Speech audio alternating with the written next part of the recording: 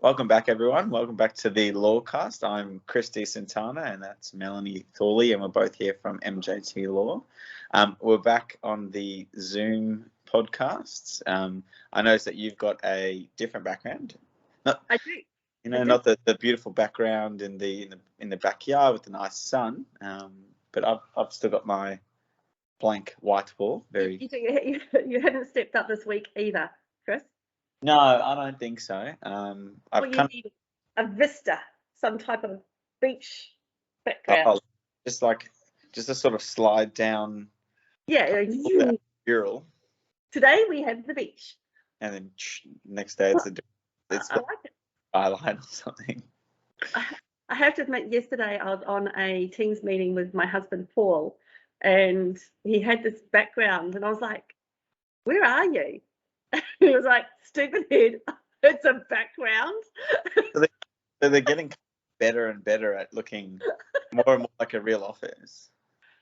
And I was also on a Teams, quite an important meeting on Wednesday, and you know how you can kind of see from here. I felt hot chocolate all the way down me, but fortunately not in view of the everything going on. I was like kind of doing this, trying to get something to put on my hot chocolate without looking like I was. Sort of all your hands kind of keeping glow. And I was in court probably 6 weeks ago, and obviously, everyone was via Zoom or Teams as it was, and all the barristers involved had a background of a court, as in, like, I don't know which court it was. It didn't look like the court that I used to, but it's interesting that they kind of still put themselves in it, even if it makes no difference, I suppose. This is true. I think, I've got the background. I'm on my patio today, so this is my house, and in front of me is my garden. So I've got a different view than I had last time, but this time I'm not wearing my hat, which I thought maybe was a little bit weird from in hindsight, but no. Yeah. I think they're kind of days of, I don't know, there is a certain level of informality which is coming with the fact of Teams. We've seen it with, usually judges are very very proper and very professional, but when they're just from their home, they're not like, it's not on great cameras, it's still grainy, they're not on perfect eye level or any of that sort of stuff. It's just in their office. I can tell it's just in their office. Yeah, the global event's been going on for quite a while now, and I think, we say this every time, but we are really getting used to it. Really, really getting used to it. We haven't had clients in the office since March last year. I don't for think those who don't know, we've got a really big open plan office, and I think it's just getting messier and messier. We're just filling it with stuff. Like, it's just become more and more extension of our personal offices. Yeah. Like, our office space is getting larger and larger. Yeah, I think the office is getting sort of more and more cluttered as the months go by. At some point, we're going to have to turn it around and pull everything out. But anyway, I don't think it matters at the moment. No, I think it's fine. Other global event news, I got my second vaccine. You did? Fully vaxxed. Right. We can say that we're a completely vaccinated workforce. We are indeed. I got my second vaccination a few weeks ago. Phoebe got hers last week. You got yours this week. James has got his on Wednesday, I believe. So yeah, we're good to go. Big shout out to Kumar, who was my I'm not even sure what you call it. He was a training injector. Yes, he was the most gentle injection I've ever had. I was thinking about it overnight, and it was almost less than a scratch. That's how. I almost thought he hadn't done it. I'm expecting more of it to come at some stage, but I can tell you from the bruise that definitely happened. But I feel fine. Didn't feel at the time. So you got yours yesterday. Yes. Is that right? Your second one yesterday, and how are you feeling? Feel fine, and I felt fine. You know, they say if you're going to feel anything, you'll know after about 10 to 12 hours, but then you'll feel it for about 3 days. If you feel anything, absolutely nothing. Yeah, I didn't feel sick either. I know Phoebe felt a little bit feverish, I think she said, but she said it was super mild and it wasn't really bothering her. I mean, look, I know there are people out there who have had really bad reactions, and in my view, it's not a bad reaction. It is you're getting sick because your immunity is down because you've just had something that has compromised it slightly. But in my view, even if I got properly sick for 3 days, that is far more desirable than getting COVID. Far more desirable. I mean, I was a big. I didn't have any issues with the flu jab for a long time. It's not. I didn't have an opinion either way, but I never used to get it routinely. I never felt. But one year I actually did get influenza B, and I have never ever felt more sick in my entire life, and it was so much more than what I was expecting. I think it's not doing it justice to just say that it's a bad cold. It's like double, or if not double. Influenza can kill you. Yeah, and I remember specifically being in the doctor's office because I'd gone to work that day, and you know, I sort of felt under the weather, so I thought I'd go to the doctor. And I'm in the doctor's kind of waiting room, and I remember specifically waking up in the like clinic part of the doctor. We know they've got like the nurses and what have you, and I just kind of passed out in my chair, and then I woke up in the clinic to sort of 3 nurses and a doctor with so many ice packs. I had no part of my skin which is not on ice pack. I think my temperature was about 43. Yeah. And apparently I think over 40 you start going in and out of consciousness. And they were seriously considering putting me into hospital. And if they couldn't fix it, then they said, well, we'll have to call an ambulance. And I felt terrible for about a week after that. Yeah. And I don't even think I really recovered for about 6 months. I had a like lingering cough and lingering everything, kind of a sniffle for well into the summer. And if the global disease or virus is anything like that, then yeah, you're right. I think I would take having this jab and feeling a little bit for a day or two. You know, I remember that day I felt seriously. I thought if I wasn't 24 years old, this would have been significant to me. Yeah, absolutely. On a different note, Menulog has filed an award for gig economy workers. We've been talking about this for some time now. I'm a big advocate for it. I think it's the only real way forward that actually makes sense for everyone. So you believe they're employees? I think they are employees. I think actually what I should say is I think there is a portion of their workers which are employees, because they're all indicators there that show that they're employees, and you're you sit in the practitioner's sort of seat that says they're more likely than not employees. We see. Is that where you go with this? Not, but I think they all have such differing working arrangements that I find it very difficult to believe that none of them are employees.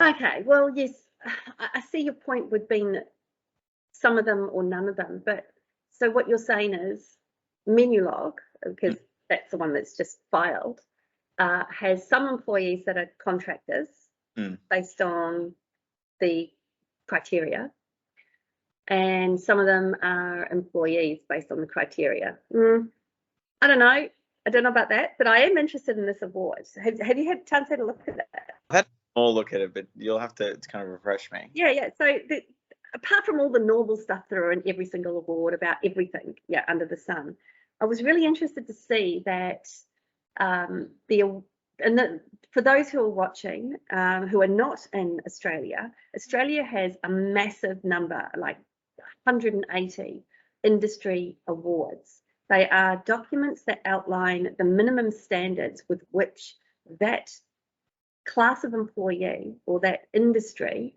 has to comply with.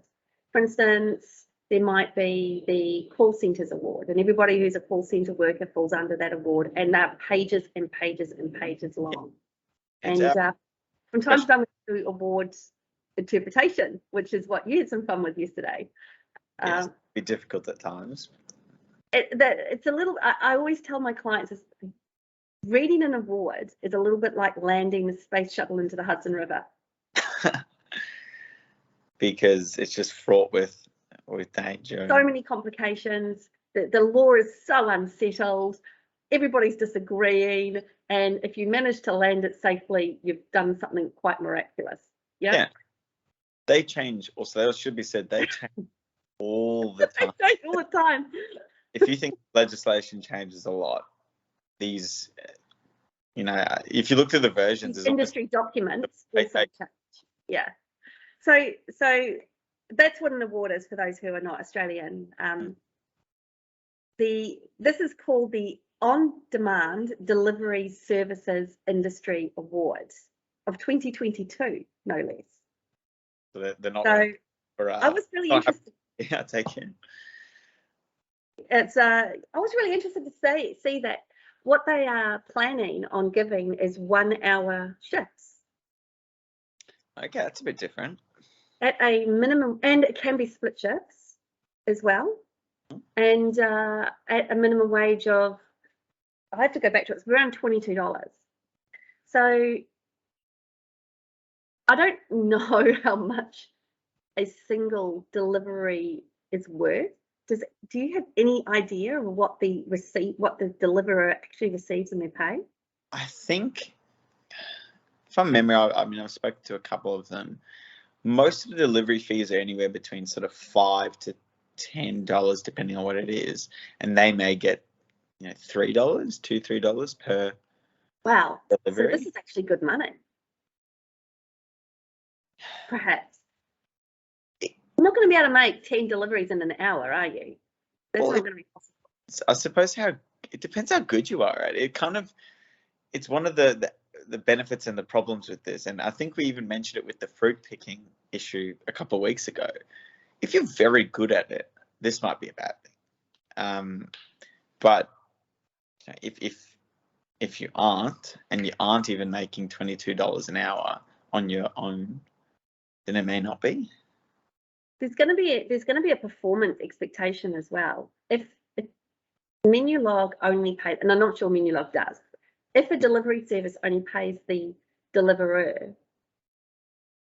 say it's $5 for that delivery, but you're paying them $25 an hour, then you're going to expect them to perform at least 5 deliveries an hour. And if they don't perform, their jobs are going to be on the line. The stress levels are going to go way up. Well, I'll add another level of difficulty with this type of system as opposed to what they're currently doing is, let's say they've kind of figured out that they need 5 deliveries an hour, right? Which is, I think, difficult. But what happens when, if you follow, because you can sort of follow where they are, quite often the biggest waiting time is not their fault at all. It is the restaurant's fault.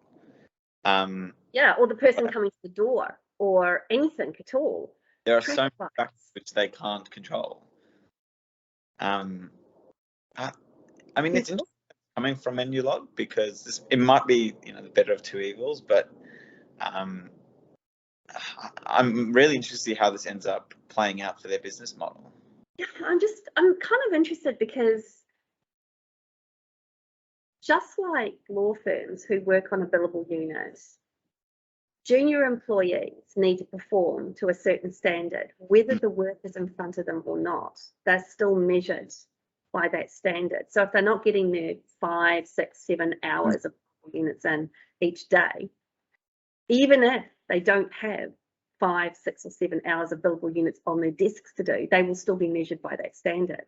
Yep. And I can imagine that there will be a massive turnover of people who are not making their billables each day in relation to this award, and they'll just be terminated in a day. Yeah. You didn't make it today, see you later. And there's nothing wrong with that. No. Because it's just a performance measurement. And they wouldn't be making any money off these people. I mean, there's no point in having an employee if you're losing money on them. That's right. There's no point in having a business that loses money. Yeah. So I'm just kind of fascinated. The other thing I'm also fascinated in is this kilometres per hour. So they've accounted for cars, motorcycles, scooters, and also bicycles and e-bikes. So Sure. you've got the motor vehicles, the cars, and then the two-wheeled motor vehicles, motorbikes, scooters, and then you've got the bicycles, the e-bikes and the bicycles. And instead of the traditional 74 cents per kilometre or 76 cents per kilometre, it's 16 cents per kilometre for a car. For all of them? So they've just used a blanket? They've just used a different measurement. So a car is 16 cents per driven kilometre. And in most of other awards, for those who don't know awards, it sits at around 74 to 76 cents per kilometre. Motorcycles are 14 cents per kilometre, which is far less than the 30 odd cents that you would get in a normal award. And then it's 7 cents per kilometre for a bicycle or e-bike. Right. I wonder, why do you think that is? Why is it? Because that's significantly lower. That isn't. Well, it could be because when an average person is driving in their car for work, they're driving a fair ways. If you have to get in your car and drive somewhere, it's not going to be 2 kilometres down the road. No. But for these delivery drivers, they have to drive everywhere, and it's all really short trips. So maybe they've just come to the decision that this is fair and reasonable. I don't know. So we've got 1 hour shifts, and they can be split. We've got these really small reimbursements for using their own vehicles. And there are only 2 classifications in this award. So you've got delivery driver A, class 1, or delivery driver class 2. Now, delivery driver class 1 is just a worker bee, doesn't have any management over anybody whatsoever. And the class 2 has management over people. And that's it, the only 2 classes there are. I'm just really interested to see how this award plays out in real terms, because what they've done is they've said, this is what we think. And now we're going to have all these unions and industry interest groups. Open the box. Just kind of, poking their fingers in it and going, nah. And also we've got this better off overall situation where there's no benchmark, because there's no award before. All we've got is minimum employment standards. And I'm just kind of fascinated to see how this is going to all play out, because the Fair Work Act doesn't say that you need to pay 74 cents per kilometre. So it doesn't say that you need to have a minimum shift of. No, these are all, I mean, I broadly don't have too much of an issue with it, because it goes back to what I've always said about why they need that particular award, which is that particular industry and that particular class of worker is so different from everyone else that it would be inappropriate to try and use standards or ideas that we use for every other person for them. It's kind of trying to put a circle into a square into a circle hole. It's kind of fraught with error. So what you're saying is the traditional award shouldn't necessarily be, the benchmark shouldn't be against what the other awards say, but what the industry requires. Well, yeah, we'll have to see how this plays out. I think it's going to take months and months and months. In fact, they've asked for submissions for November. So we're not going to have an award until God knows when. It might be 2 years from now.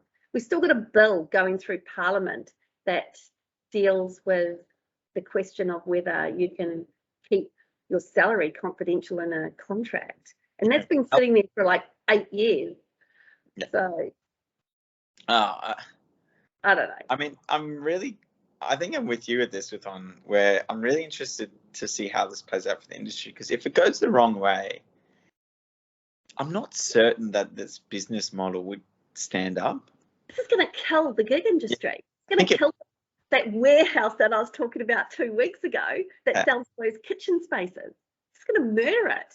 And we've become so, not, I wouldn't say dependent, but I would say so open to the idea of the industry that if the award is not done correctly, then I just can't see it continuing in the way that we know it. Yeah, the business model is going to have to end. I don't know. It's going to be fascinating. I just wanted to bring that up today because I was looking through it yesterday, thinking about this award and how it was going to be affected. And of course, you and I have been talking about the gig economy for a while now, because it's kind of this new thing that's really exciting.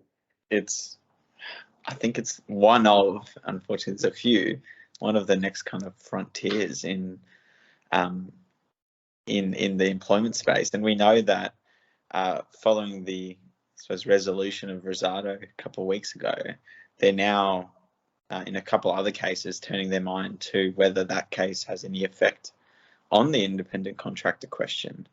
And there's every chance that all, the factors that we usually look at, I think it's the case of Hollis, it's all up for grabs. From what I can see, if these cases go through, our entire understanding of what is an independent contractor could be completely new in 2 years' time. Well, I mean, isn't that what's exciting about employment law, though? It's a notion. Yeah, everything is changing constantly. We don't have the settled area of property that some of those practitioners you can just get to enjoy. Yeah, but that's the fun. That's where we thrive off. It is. Uncertainty creates business. I love that penumbra of doubt. In employment law, we're always living inside the penumbra of doubt. There's very little settled law in the spaces that we work in. I think that's everywhere in law, though. I mean, we've spoken about it. I'm not sure on the podcast, but certainly privately, that law is getting harder. Law is getting harder. Now, I think it's not just in the employment space. I think you'll find it's in most areas of law where people only come to us when we're in the conundrum. Really complex issues. Yeah, they can do the other stuff. They can do everything that's basic. There's enough stuff online. There's enough calculators. There's enough information sheets, fact sheets. I think it's, they only come to us when it's difficult. This is very true. This is very, very true. I was thinking, as you know, it is the season for restraints of trade. Yeah, and I was thinking about this concept because we deal with forced resignation a fair amount, and whether somebody whether the resignation itself was constructive dismissal or forced resignation. And we know that forced resignation kind of is underpinned by this repudiation space. Yep. And I was thinking about restraints of trade in the sense where somebody feels like they're forced to resign because of the conduct of the employer, and if the employer has repudiated the contract, showing that they've got no interest to be bound by the terms of the contract anymore, does the restraint still survive? So the question is, if they don't want to be part of the contract at all, then everything's out, and including the restraint. And we know that there's a common law principle that restraints of trade aren't implied into contracts. They have to be expressly stated in a contract. So if the written document is repudiated, the party shows they have no intention to be bound by it. What happens to the restraint? And you can see that, you can see the line of thinking. If you're not going to be bound by the contract, then the restraint can't possibly be enforceable. But when we're talking about forced resignation, there is a threshold question first as to whether the employer actually showed, they didn't just go, you know what, I'm sick of this contract, I'm not having it anymore, you can just go, I don't want to be bound by this contract anymore. It's different to terminating the employee. Yeah. Yeah. And we know that it's a really big, really, really high threshold in order to get resignation. You know, to say that someone has no other options, and it's not limited options, it's none other than to resign, is quite difficult to sort of prove.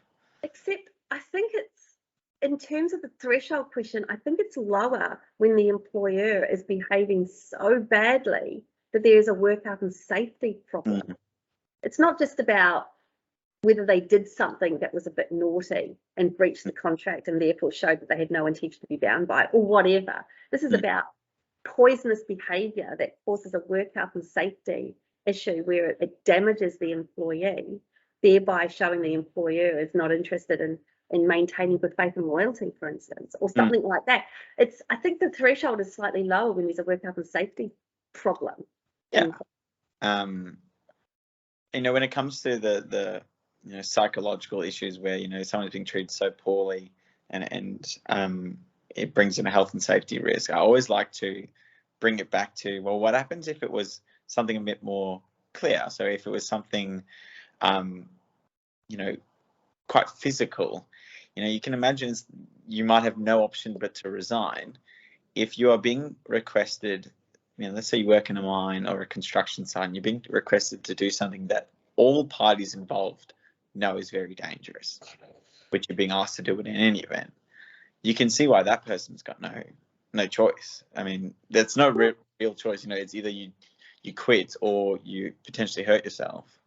And it's the same thing can be said about, I suppose, mental issues as well. Yeah, I find it really fascinating because obviously when I'm doing these advices, I need to crystal ball gaze. I need to kind of figure out what the courts might do in certain circumstances, which, ladies and gentlemen who are watching, is far harder than it sounds in the reality of things. So, but yeah, I was thinking about this repudiation of contract situation and when it might apply to the restraint and when the courts might actually give it effect. Do you think that repudiations actually happen a lot more than we realise? You know, it's not a super common argument, but, you know, I don't think it's necessarily pressed at all times. I don't know. It's an interesting argument when it comes to unfair dismissal because it's used all the time in that space, but I don't see many forced resignations getting through to a decision from a commissioner. It always seems to be settled out at some level. So we don't have a lot of direction in that unfair dismissal space. Yeah, I don't think it's used quite as often as people think. And there's also this concept that people think exists about misleading and deceptive conduct. That's always a favourite for people who feel hard done by their employer as well. Yeah. You know, the reasons why I said yes to the contract didn't exist. And we all know people who've attended job interviews, accepted a job and then got there and it's been a completely different position. Yeah. I mean, we know this when it comes to the job interview, it's just two people lying to each other, really. Yeah. Two people trying to get the other side to agree with them whether it's true or not. Yeah. But I think if you want to use the misleading deceptive, it has to be significant. You know, something like, you know, you say you're going to pay someone $200,000 and then they actually only paid $100,000. I had a scenario a few years ago where somebody was doing tenders. You know, a lot of big companies have somebody specifically to help them with tenders. Yep. Yeah, get the big jobs. Yep. So this person was particularly good at it and was quite successful for their employer. And there was another company that wanted that poached him, you know, kind of headhunted him, got him in the job, and then made him redundant within 5 months. And there was a discussion there as to whether they just got him in to get him out of the market or not. Oh, right. Just sideline him. Yeah, So to get him unemployed, so they wouldn't have to compete with him, whether they were with him or not. They just wanted them out. And I think there's a form of misleading, deceptive conduct in relation to that, because there really was no job. no, but I suppose with that one, where's the loss? Because he was still employed up for at least 5 months. Well, he's employable, but the job he had, which he was getting all the success in, and of course his bonuses would have been dependent on it, was gone. He lasted in this other job for so long that there was no job left. They didn't just employ him and then fire him in a week. It was 5 months later. And and they made him redundant. And it was a large company. And I can't help but think that they would have known that that position was going to be redundant 5 months before. 5 months is quite. I mean, short. it never went anywhere. It was just a piece of advice I gave about something from a really long time ago. But I can't help but think that there's a element of industrial espionage to that, kind of reeks of naughty behaviour. It's Isn't that what was sharp? It's really sharp business practice. It's pretty shady, and I wonder if that's where misleading and deceptive really gets its legs. Instead of this kind of, I went to a job interview and it wasn't the same job when I took it type argument. Yeah, possibly. You can imagine that space coming a lot with bonuses, guaranteeing bonuses, and then when it comes around, turns out they're actually really discretionary. Yeah. Or making representations around how likely a bonus will be paid. The inducement to come into the job. We're going to pay you $100,000 a year, but you can earn 250 because we've got this great bonus scheme and we know you can sell. So it's a deadlock. Or even better, if it's a business-wide bonus based off sort of overall business metrics, and they say, well, we've hit everyone. We're about to hit our target. Or we have. Yeah, we're projected to hit our targets for the next blah blah. And it could be a complete and utter lie. Not honest at all. No, look, I was just, obviously I was just thinking about it because of this forced resignation kind of concept. But is there anything on your mind today? Yeah, so I was looking through some of the news that's come through this week, and there's a new bill in the employment space going before the Senate, I think, this week, and I suspect it'll go nowhere, and I think it'll just be sitting in with our disclosing. But it's one.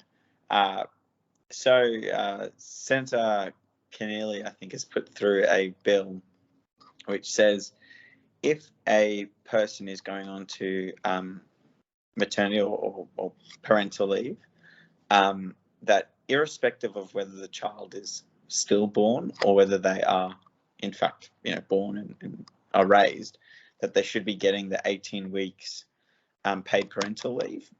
Oh, that's pretty tasty. So no baby to look after.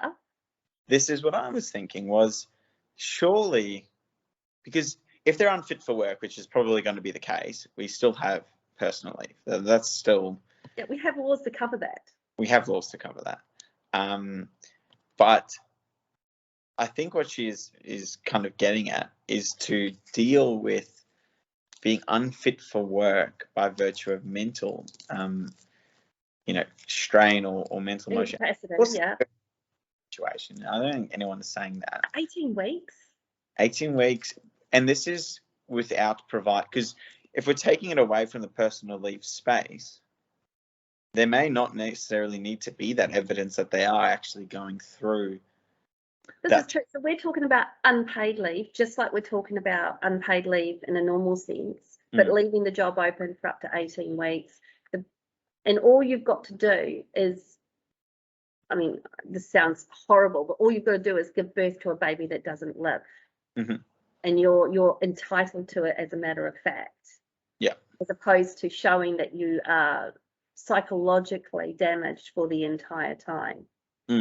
Yeah, it's going to be a hard one to get over the line, I think, because you're right. There are he or she that suffers that can just take unpaid leave. Yeah, I think that's still completely open to them. And when I was reading it, the first thing that came to my mind was, and we see it from time to time when laws are first introduced and then they're amended, things are added, things are taken away, and they evolve over time. Yeah. Sometimes I find that they are almost missing the point.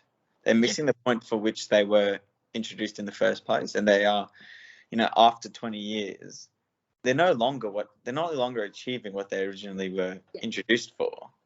And I think that this is probably one of them, because I suspect the reason we have, paid parental leave is so people have time to care for their child. I mean, if a child is 3 days old, they need someone to care for it.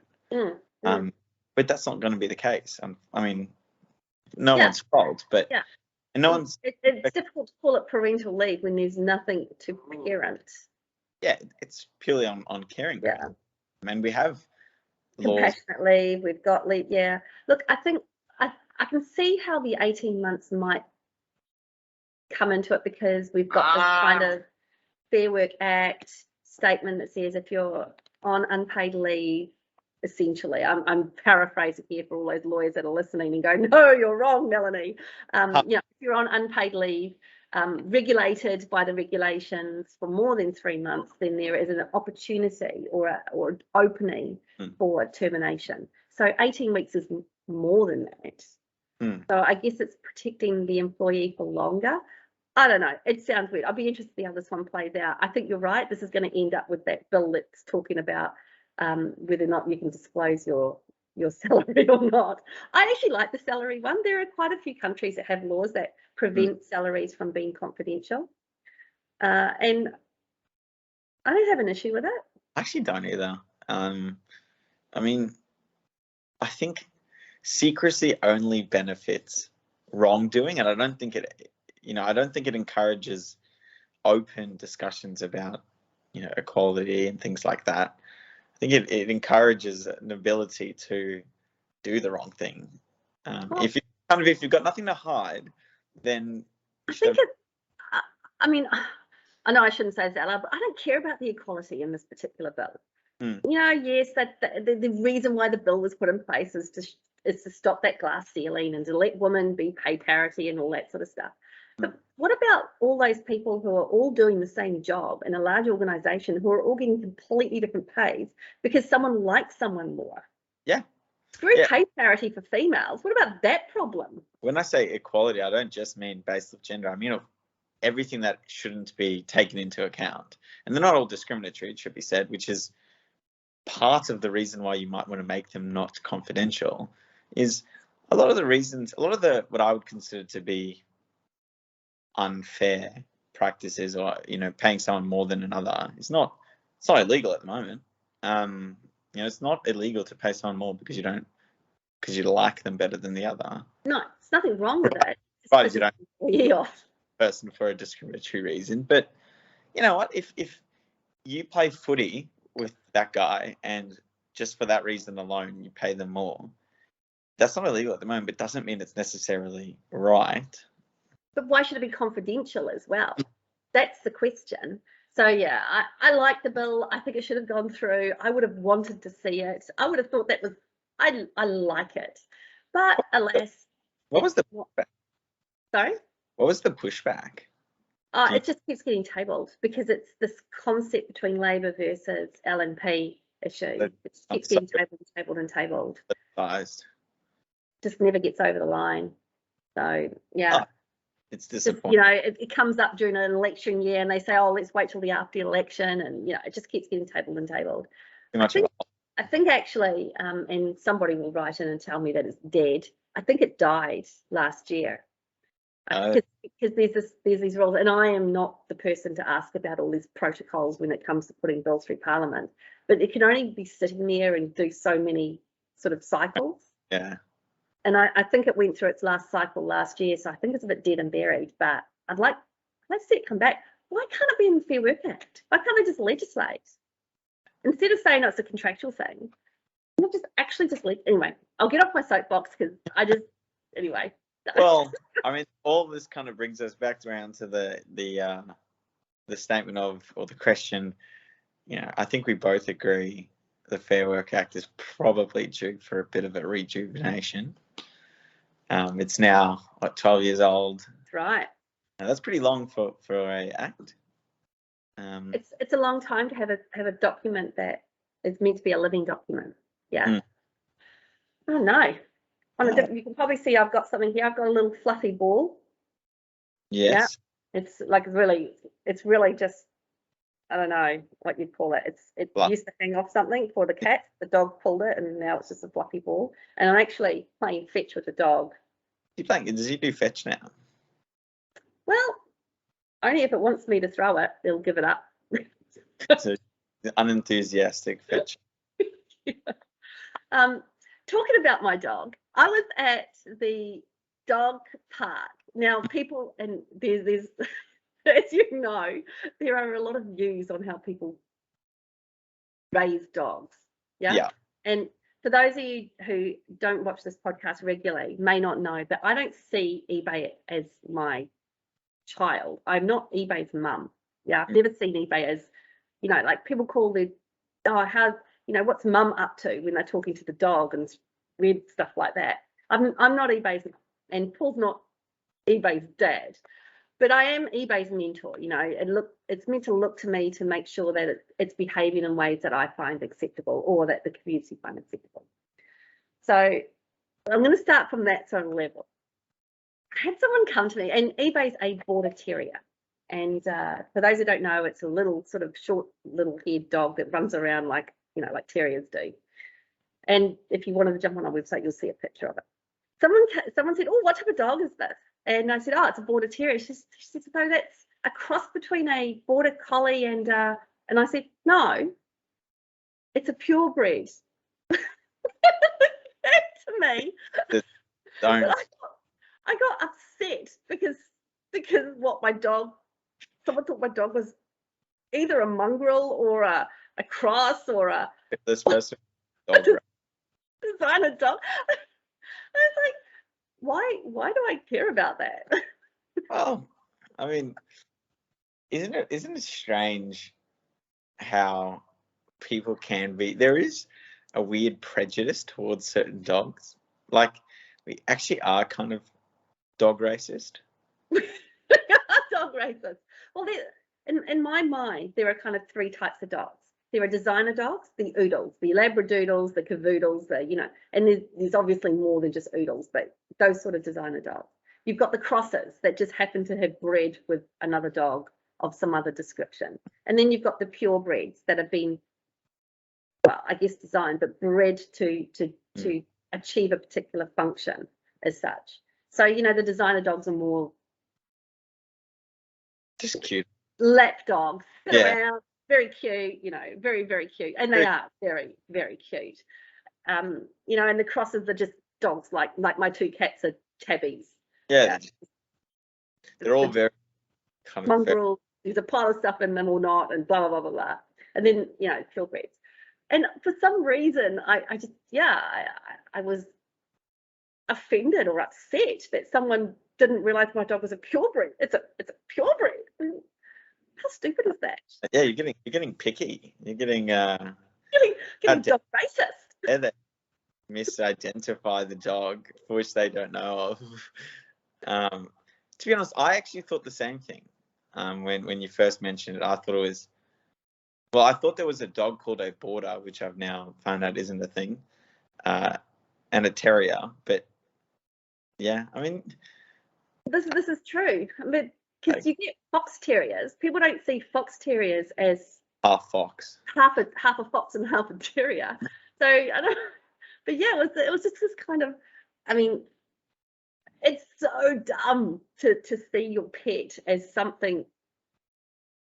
I don't know. Am I too cool for school? I guess maybe I have to reassess how I see dogs. I don't know. I mean, they're all just dogs in the end. They all just want to be loved and cared. And we talked about this, didn't we? Because dogs at the dog park, essentially, there are dogs that don't like young dogs, and there are dogs that don't like tall dogs and dogs that don't like pug dogs because they freak them out. And, there's all these kind of dogs have long ears, are freaking dogs out, because, dogs are kind of dog racists themselves. They like what they like. My dog is a bit funny because she likes every dog, but every dog doesn't like her. So there's conflict. Yeah, I have to watch at the dog park because eBay will be like, "Oh, I'm so happy to see you," and this dog will go, "Get out of my face. I actually don't like you." But isn't it interesting that the dog park, when you break it down, is no different to the playground? Oh my God, it's a massive social structure. They just don't have a fence. Like when people take their kids to the play, they're doing the same thing. They're just kind of putting them into a space and just kind of, here you go, just interact with these complete strangers that you may or may not have knowledge of, and then just kind of go about it. And they do in almost the exact same way. It is true, because you take a kid to a park and there'll be kids there that are mean to other kids. Yeah. Push them off the slide or do this or do that, just like dogs are mean to each other. One kid doing their own sort of thing over here, and then there's... That's right. Or another kid wants to come in and play with that kid, and the kid goes, "Go away, I'm doing, I want to do my own thing." And yeah, it's an interesting space. And of course, I don't have children, which is probably the reason why I don't see eBay as my child. Yeah. But I did used to be a governor, so I've seen that sort of playground interaction, and you're absolutely right. I think the benefit of having children in the playground is most of the kids there are all of the same strengths and abilities. So they can't really hurt each other. True. And none of them are adults either. So like, not only none of them can actually do significant damage to each other. There isn't a full-grown adult playing around there. Yeah, punching something out. So that happens at a dog park, because you can have a full-grown dog and a puppy going at it, and one 100 kilos and one's 30, something like that. Yeah, you're absolutely right. There's a and I've become very protective of eBay, because eBay is like, she literally loves everybody and everything, so she doesn't see the cues. Yeah. And dogs get grumpy. They get properly grumpy. Some of them will bite with you if you're in their face and they don't like it. And they don't have that sort of social, some of them don't have that social ability to go, yeah, I'm not going to bite you, but I'm going to be a little bit mean to you to make you go away, that sort of thing. And there's a dog there that actually bit a different dog a few weeks ago. Not the one that you and I were talking about recently, but a different one. And eBay went up to play with this dog. And I picked her up and took her out, because I can't be certain that she's not going to bite my dog. And my dog is, this is a large 40-kilo dog, 50-kilo dog, and mine's 7. Yeah, there's just no. Oh, you're being the leader of the pack. You're protecting your. Yeah, I'm the dog's mentor. So my job is to make sure that she knows when she's in a situation that's not safe, and I drag her out and put her somewhere else. Yeah, my job. But yes, it's I digress, but I found myself being really kind of offended that someone thought my dog was a cross, and it's a purebred. Did you call that dog a? Is your dog a mongrel too? Did you shoot straight back at them, or did you hold words? No, for some reason I just said, "Oh no, she's a border terrier. It's a purebred." I don't know, why do we even have to say that? What is it about this that it's just such a dumb thing to care about? Well, on that note, I think we're done for this week. We'll see everyone in a couple of weeks' time. We are. Thank you everyone for listening and or watching. If you have any views on dog racism, then please write it. From dogs at a dog park to whether delivery drivers should be paid a wage or not, and to stillborn births. We're covering all the topics at the moment.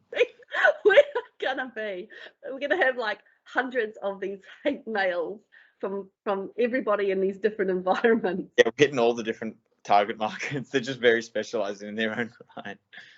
All right, on that, everyone. All right. Well, it's been lovely chatting, and yes, we'll catch up with everybody again in a couple of weeks. Thanks for watching, people. All right, see ya.